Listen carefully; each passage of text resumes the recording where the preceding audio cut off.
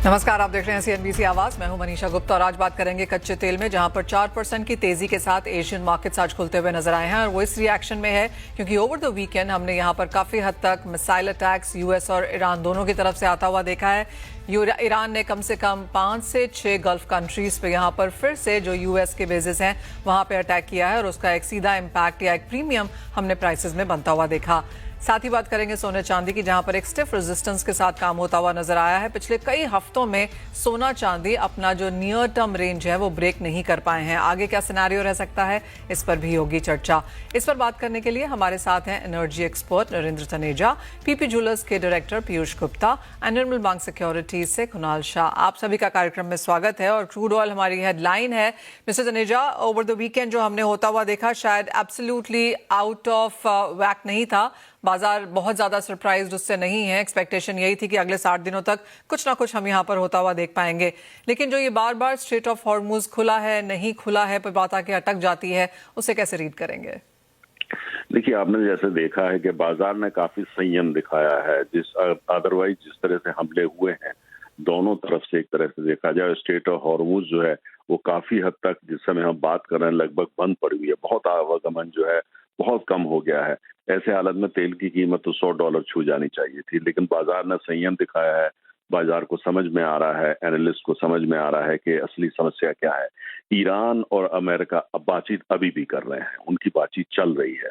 हालांकि राष्ट्रपति ट्रंप ने कहा है कि एमओयू को वो खारिज कर रहे हैं, लेकिन ऐसा है नहीं, क्योंकि एमओयू के आधार पर ही दोनों के देशों में बातचीत हो रही है।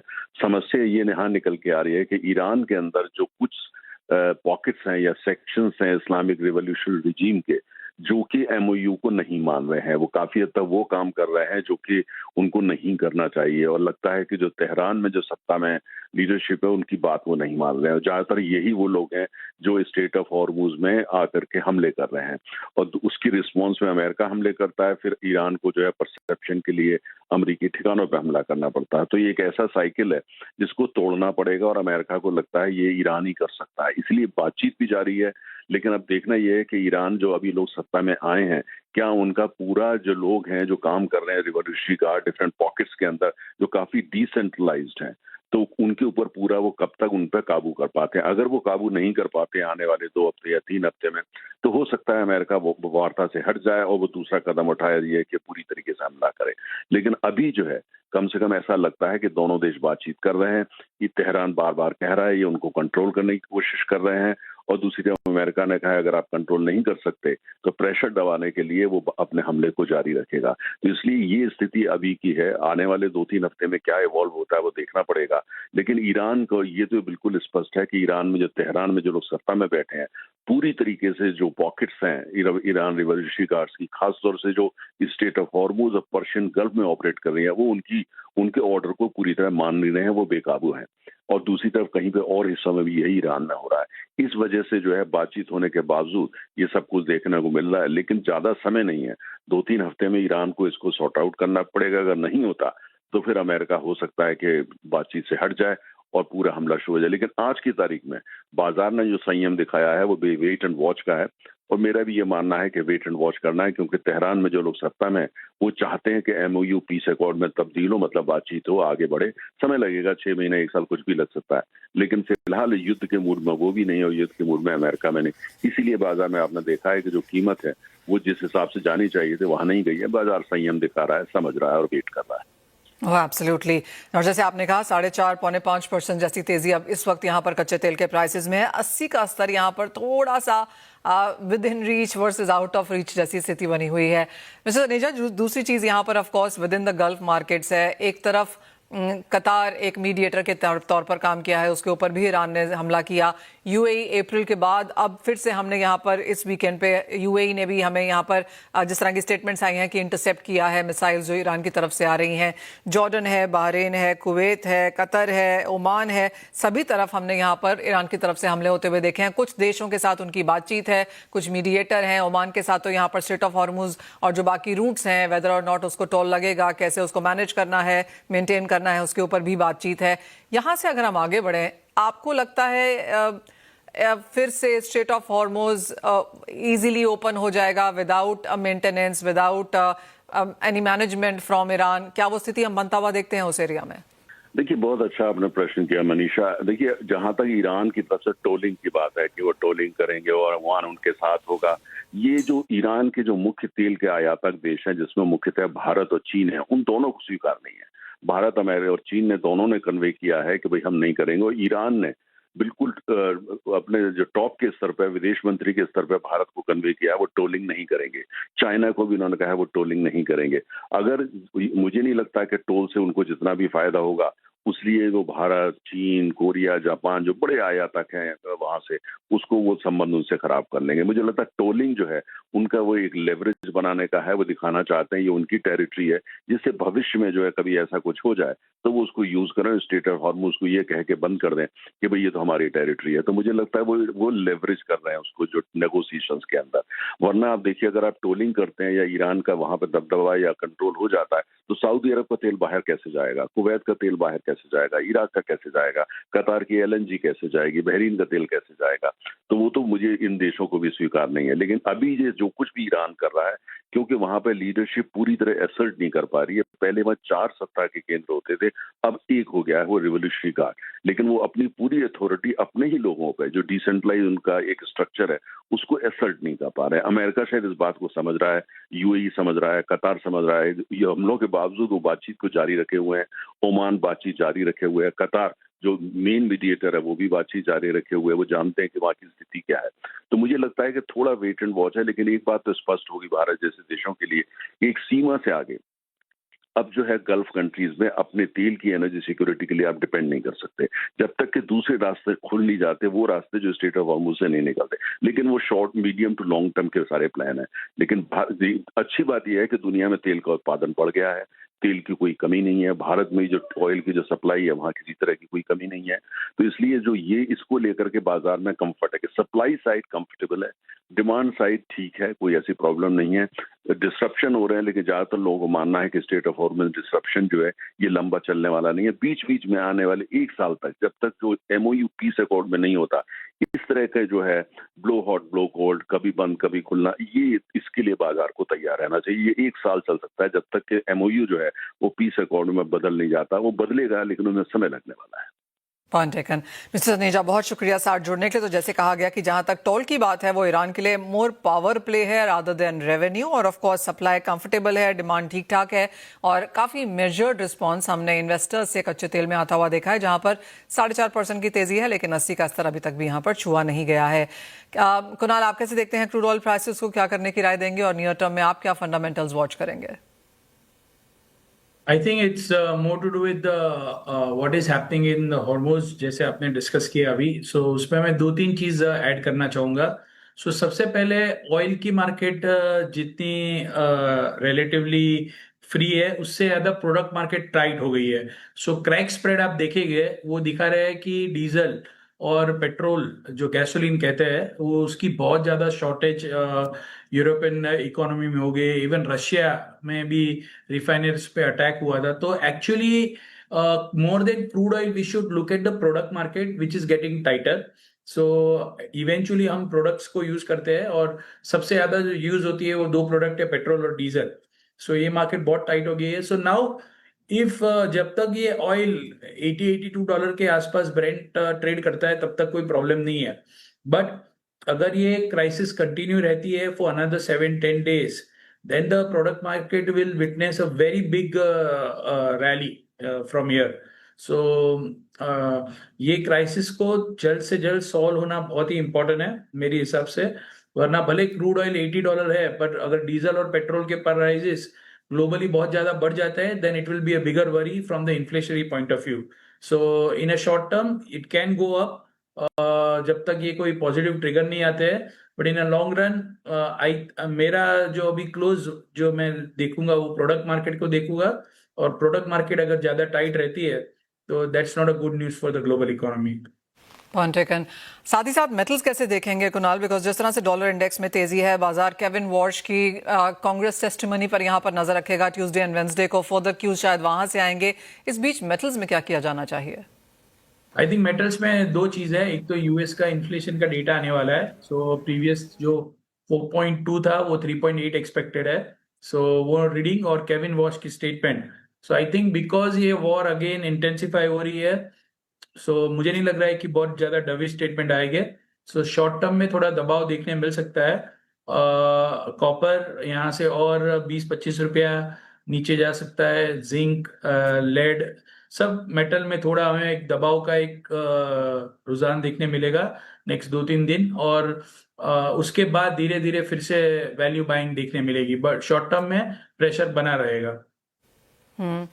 गोल्ड सिल्वर पे आते हैं, क्योंकि कुछ मुनाफा वसूली यहाँ पर फिर से आई है और ज्यादातर ब्रोकरेजेस ने अपने जो आउटलुक हैं वो यहाँ पर थोड़े से नीचे की तरफ भी पुल किए हैं। 2% की गिरावट आपकी स्क्रीन पे यहाँ पर सोने में आती हुई, और चांदी में 3.5% की गिरावट के साथ कारोबार। 58 का लेवल हमने चांदी में टूटता हुआ देखा है। कुणाल, यहाँ पर क्या करने की राय है? सेम शॉर्ट टर्म में ये जो भी चल रहा है उसके कारण गोल्ड और सिल्वर दोनों में एक प्रेशर देखने मिल सकता है। गोल्ड अराउंड $4,000, सिल्वर अराउंड $55, ये स्तर आपको देखने मिल सकते हैं। सो और 1% गोल्ड में डाउन साइड देखने मिल सकती है, और सिल्वर में 2 से 2.5% की डाउन साइड देखने मिल सकती है। ऑल राइट, तो कुछ मुनाफा वसूली यहाँ पर और आ सकती है। सोने चांदी में लगातार गिरावट हमने पिछले कई हफ्तों में बनते हुए देखी है। धीरे धीरे कुछ तेजी की तरफ जरूर जब भी बढ़ता है तो सेल ऑन रैलीज वाली स्थिति यहाँ पर खड़ी हो जाती है। आप देख सकते हैं कि भारतीय बाजारों में कम गिरावट है, अंतर्राष्ट्रीय बाजारों में ऑलमोस्ट डबल ऑफ क्या हमने जो यहाँ पर इंडियन मार्केट्स में आता हुआ देखा है। लेकिन आगे बढ़ते हैं, और अब हमारे साथ यहाँ पर पीपी ज्वेलर्स के डायरेक्टर पीयूष गुप्ता हैं। पीयूष जी नमस्कार। सबसे पहले आपकी क्या सेंस है गोल्ड सिल्वर के प्राइसेस पे, क्योंकि कुछ नहीं होता जब मार्केट्स में तो कम ही लोग यहाँ पर आते हैं, और हम ऐसे पीरियड में हैं जहां पर ना शादियां हैं ना फेस्टिवल्स हैं। क्या लैकलस्टर मार्केट्स हैं ये? Manisha ji good morning. आपने बिल्कुल सही कहा। इस टाइम मार्केट में इशू ये है कि इनस्टेबिलिटी की वजह से कस्टमर जो है they are waiting and watching. So कहीं there are two sets of customers. एक सेट ऑफ कस्टमर सोचता है कि प्राइस अभी डाउन जाने वाला है, तो मैं वेट करूं, वॉच करूं और फिर इन्वेस्टमेंट, फिर गोल्ड खरीदूं शादियों के लिए, गिफ्टिंग के हिसाब से, जैसे आगे फेस्टिवल्स का सीजन है। एक सेगमेंट ऑफ सेक्टर है जो ये सोचता है कि अभी प्राइसेस डाउन है और फ्यूचर लॉन्ग टर्म के अंदर आउटलुक बहुत प्लस है, तो मैं आज खरीद के चलूं और मैं इसका स्प्रेड ऐसा बना लूं कि मेरे को बहुत ज्यादा नुकसान ना हो अगर गोल्ड और नीचे आता है तो। और इनस्टेबिलिटी की वजह से जो मार्केट में डिमांड रहती है उसमें काफी वॉलेटिलिटी आ जाती है। कई लोग सोचते हैं कि और नीचे जाएगा तब हम और इन्वेस्टमेंट करेंगे, और कई लोग सोचते हैं कि दिस इज द बॉटम। तो हमारे पास अक्सर हमारे सोर्स पे रिटेल के अंदर ऑलमोस्ट 70-80% कस्टमर यही क्वेश्चन पूछता है कि आउटलुक क्या है जी, सोना नीचे जाएगा ऊपर जाएगा, अभी ले लें नहीं ले, रुकें या क्या करें। So these are very common questions which is going on every day.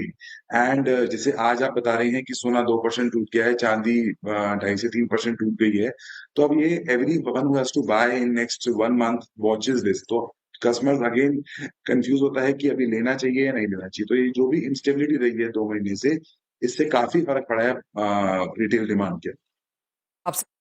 मई और जून थोड़े से वीक यहाँ पर रहे ही हैं पीयूष जी। जुलाई ऑलमोस्ट आधा निकल चुका है। जुलाई में अब तक की क्या सेंस है? क्या लोग अभी भी एब्सेंट हैं? और जिस तरह की ग्राहकी कम हुई है, अगर एक परसेंटेज टर्म में समझा सकें कि आप कहेंगे 50% डिक्लाइन है, 60% डिक्लाइन है, किस तरह की ग्राहकी है फिलहाल?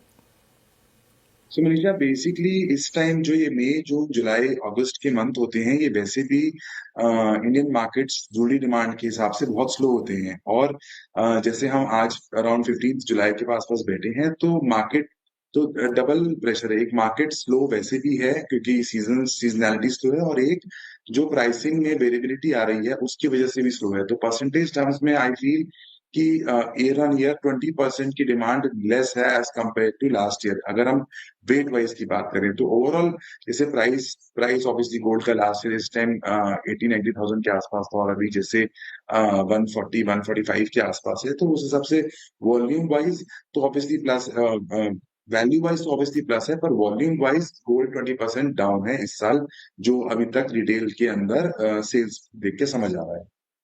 ओह वेल एब्सोल्युटली, क्योंकि अगर हम इन्वेस्टमेंट्स देखें, ईटीएफ देखें, तो वहां के भी नंबर थोड़े से वीक ही नजर आए हैं। तो लोगों ने थोड़ा सा हाथ खींचा है यहाँ पर, जहां तक सोने चांदी की बात है पीयूष जी। लेकिन आगे जाके जैसे आपने भी कहा, अगस्त सितंबर अक्टूबर नवंबर, फिर तो सारा का सारा शादी, दिवाली, धनतेरस, पूरा फेस्टिवल शुरू हो जाएगा। किस तरह की तैयारी उस समय के लिए है? आपको लगता है डिमांड वापस लौट कर आएगी? क्योंकि अगले 6 महीने काफी इंपॉर्टेंट रहेंगे, starting from September onwards. Rakshabandhan से डिमांड शुरू हो जाती है। किस तरह की तैयारी है? क्या लोअर कैरेटेजेस हैं, लोअर वेटेजेस हैं? आप क्या कुछ यहाँ पर तैयार कर रहे हैं इस समय के लिए? तो इसके अंदर जो कस्टमर की डिमांड आ रही है ना, वो काफ़ी लोग अभी इंक्वायरी करने आ रहे हैं कि 18 कैरेट की ज्वेलरी में क्या आप नई चीज़ें बना रहे हैं, 9 कैरेट की इंक्वायरीज़ आ रही हैं, बट इंक्वायरीज़ इतनी सिग्निफिकेंट नहीं है कि अभी उसपे बहुत ज़्यादा वर्किंग करी जाए या उसपे बहुत ज़्यादा वो करी जाए। डिमांड्स हम भी पैटर्न स्टडी कर रहे हैं कि कितना परसेंट कस्टमर डिमांड 18 कैरेट की ज्वेलरी माँग रहा है। जो सामान 22 कैरेट्स में आता था, वो 18 कैरेट्स के अंदर कस्टमर कितना माँग रहा है। दूसरी चीज़ लाइट वेट ज्वेलरी, पहले कस्टमर वेटेज से आता था, अब कस्टमर आता है वैल्यू से। कि हमें 2 लाख में सामान दिखाइए या 5 लाख में सामान दिखाइए। पहले कस्टमर वेट से आता था कि हमें 1 तोले का, 2 तोले का, 3 तोले का सामान लेना है। तो ये जो फ़र्क आया है वेट से वैल्यू में, ये बहुत सिग्निफिकेंट शिफ्ट है। प्लस ऑब्वियसली हमने भी अपने जो जो मॉडल्स हैं, जो अपनी इन्वेंटरी है, जो अपनी इनोवेट कर रहे हैं, नए-नए डिज़ाइन्स ला रहे हैं, वो लाइट वेट के अंदर ला रहे हैं आने वाले सीज़न के अंदर। एंड लाइट वेट का पर्पस यही है कि उसकी अफोर्डेबिलिटी बनी रहे, उसकी स्ट्रेंथ बनी रहे और लोगों को इन्वेस्टमेंट भी लगे और डिज़ाइन बेस भी स्ट्रॉन्ग हो कि लोगों का मल्टीपर्पज़ सॉल्व हो जाए कि लोग शादी में भी पहन पाएँ, लोग इन्वेस्टमेंट के तौर पे भी उसको देख पाएँ और लोग जो सोने की तरफ लोगों का अट्रैक्टिवनेस है, वो भी बनी रहे। तो हमें ये सारे एंगल्स देख के हम उस टाइप की ज्वेलरी बना रहे हैं आने वाले सीजन के लिए। Obviously being a jeweler, you are always you anticipate positivity and in times to come. So there are obviously more customers in the market now as compared to earlier times because the price has risen a lot. तो जो FOMO factor है, वो बहुत सारे लोगों को जो सोने में नहीं इन्वेस्ट करते थे, वो अब सोने की तरफ आ गए हैं। तो इन्वेस्टमेंट के तौर पे जो कॉइन्स है, वो ऑब्वियसली स्लो है as compare to 6 months back, क्योंकि अगर अपन स्टडी करेंगे तो सेंट्रल बैंक्स वर्ल्ड वाइड एक नेट सेलर रहे हैं first quarter of 2026। But otherwise जो रिटेल लेवल पे जिन लोगों ने लास्ट ईयर सोना नहीं परचेज करा, वो काफी इंक्वायरीज हैं, काफी लोग इन्वेस्टमेंट के तौर पे खरीद रहे हैं और ओके के अंदर खरीदेंगे। Point taken. पीयूष जी, आपने 2-3 बातें बहुत इंपॉर्टेंट यहाँ पर कही हैं। एक तो ये कि 18 और 9 कैरेट की इंक्वायरी तो आ रही है, लेकिन इतनी ज्यादा नहीं कि बहुत स्ट्रांगली उसमें वेंचर किया जाए। और दूसरा ये कि लोग पहले वेट से लेते थे, लेकिन अब वैल्यू से सोना और ज्वेलरी लेने लगे हैं। तो वेल एब्सोल्युटली वो चीजों का फर्क यहाँ पर बाइंग पैटर्न्स में देखने को मिल रहा है। पीयूष गुप्ता जी, एज ऑलवेज बहुत शुक्रिया साथ जुड़ने के लिए और वो सारे मार्केट एनालिसिस हमारे साथ शेयर भी करने के लिए। वेल इसी के साथ एक ब्रेक का समय है, लौटेंगे और लेकर आएंगे bond street. CNBC Awards and India Bonds present Bond Street. नमस्कार, बॉन्ड स्ट्रीट में आपका स्वागत है और आपको बता दें कि भारतीय बॉन्ड बाजार और रुपए में जो भी यहाँ पर मूवमेंट देखने को मिल रही है, उस पर हल्का सा दबाव टोटली इस वजह से है क्योंकि यूएस ईरान के बीच में यहाँ पर वीकेंड पे तनाव फिर से बढ़ता हुआ नजर आया है। अगर हम डॉलर इंडेक्स देखें तो वो 101 के ऊपर बना हुआ है। कच्चे तेल की कीमतों में आज बाजार खुलते ही 4-4.5% की तेजी देखने को मिली और उसकी वजह से इन्फ्लेशन कंसर्न्स, इंपोर्ट बिल, इन सब की चिंताएं बाजार में फिर से लौटती हुई नजर आई। अब आगे बाजार क्या वॉच करेगा? आने वाले हफ्ते में यूएस के महंगाई के आंकड़े आने वाले हैं। साथ ही साथ कल 9 राज्यों की तरफ से यहां पर 248 बिलियन रुपए जुटाने की योजना भी है, तो उसके इशुएंसेस भी आएंगे। लेकिन स्टेट गवर्नमेंट के इशुएंसेस के बाद साथ साथ यहां पर प्राइवेट बॉन्ड इशुएंसेस भी काफी हैं, जहां कंपनीज अपनी बिडिंग्स यानी कि पैसा जुटाने के लिए अपनी बॉन्ड्स लेकर आ रही हैं। टॉप में अगर आज की बात की जाए तो टाटा पावर है, जो कि 15 बिलियन के लिए 2031 की मैच्योरिटी वाले बॉन्ड्स के साथ ये पैसा जुटाना चाहते हैं। ग्लोब फिनकैप 3 बिलियन जुटाना चाहते हैं और ये 2 बॉन्ड्स के द्वारा ये करने की कोशिश कर रहे हैं। नमूरा फिनकैप्सेक यहाँ पर 3 बिलियन जुटाना चाहते हैं 2028 की मैच्योरिटी वाले बॉन्ड्स के साथ। इनक्रेड फाइनेंशियल भी आज बाजार में है, 1 बिलियन ये जुटाना चाहते हैं 2028 की मैच्योरिटी वाले बॉन्ड्स लेकर ये आ रहे हैं। एक्मे फिनट्रेड भी यहाँ पर 250 मिलियन जुटाना चाहते हैं 2028 की मैच्योरिटी वाले बॉन्ड्स के साथ। इसके अलावा कल भी यहाँ पर काफ़ी सारी कंपनीज हैं जो प्राइवेट बॉन्ड इशुएंसेस के द्वारा यहाँ पर पैसा लेके आने की कोशिश कर रही हैं। इसमें हमारे साथ वाघोली एस्टेट्स हैं, 2 बिलियन के लिए ये बाजार में है 2029 की मैच्योरिटी के बॉन्ड्स के लिए। मिज़ो कैप्सिव 1.5 बिलियन जुटाना चाहते हैं। आपको एक और चीज जाते जाते बता दें और वो ये कि सरकारी बॉन्ड बाजार में अब एक नई शुरुआत है। यहाँ पर ब्लूमबर्ग ने बॉन्ड्स में पहली बार इलेक्ट्रॉनिक ट्रेडिंग करवाई है। अपने टर्मिनल्स के जरिए पहली बार इलेक्ट्रॉनिक ट्रेडिंग होगी। बॉन्ड्स बाजार को एफपीआईज के लिए और आसान बनाने में यहाँ पर मदद मिलेगी। एफपीआई घरेलू विदेशी बैंकों के साथ खरीद बिक्री कर सकेंगे। एक ही प्लेटफॉर्म से बॉन्ड की खरीद बिक्री कर पाएंगे। तो ये सुविधा यहाँ पर ब्लूमबर्ग इलेक्ट्रॉनिक मार्केट्स की तरफ से आई है और ये इसी का एक हिस्सा भी है। और एफपीआई इसको शुरू से अंत तक पूरी इलेक्ट्रॉनिक जो सुविधा है वो यहाँ पर मिलेगी। घरेलू विदेशी बैंकों के साथ लिक्विडिटी तक आसानी से यहाँ पर काम पहुंच सकता है और बाजार को लगता है कि एक और नया स्टेप है यहाँ पर ब्लूमबर्ग ग्लोबल इंडेक्स में इंक्लूजन की तरफ। CNBC Awaaz and India Bonds present Bond Street.